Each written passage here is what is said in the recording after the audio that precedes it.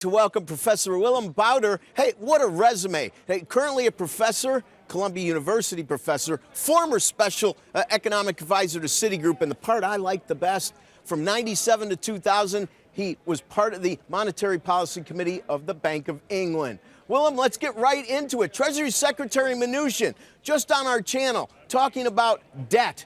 You know, everybody's worried about debt, but he says, listen, his tax plan that was passed and all the subtext to it, like expensing over a 10-year horizon, will lower the deficit, and spending is still coming in good with tax collections. Your thoughts?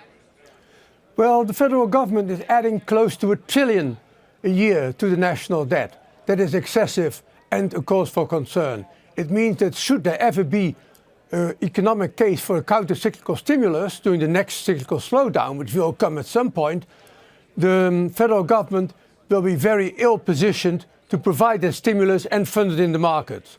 So I think he's being a bit casual about the underlying unsustainability of the federal debt. But Willem, let me interrupt you.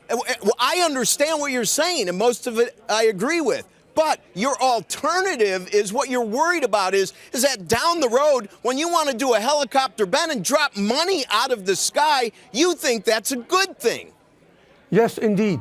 Under the right circumstances, when there are no inflationary pressures, as there aren't in the US today, despite secularly low unemployment rates, the appropriate response to a fiscal stimulus, should one be needed for counter-cyclical reasons, is to monetize it, to engage in helicopter money, to use the popular expression. So you're believing monetizing. For our audience, you want them to do the QE thing, which they are doing now, and you agree by not calling it QE, that isn't a bad thing because they just need to do it. It is QE, they're expanding the balance sheet. At the moment it is inappropriate because there is no counter-cyclical reason, there is no cyclical weakness. But should a counter-cyclical stimulus be required, then funding it not in the market, but by selling the debt to the Fed is the right thing to do. Listen, Willem, we don't have much time, so very quickly, Riksbank of Sweden raised the rate a quarter point back to zero. I don't think you're a fan of negative rates. Did they do a good thing? Should Bank of Japan and the ECB pay attention? Final thought. Well, I think it's probably premature. The economy there seems to be slowing down again, so I think they'll be back in negative territory before long.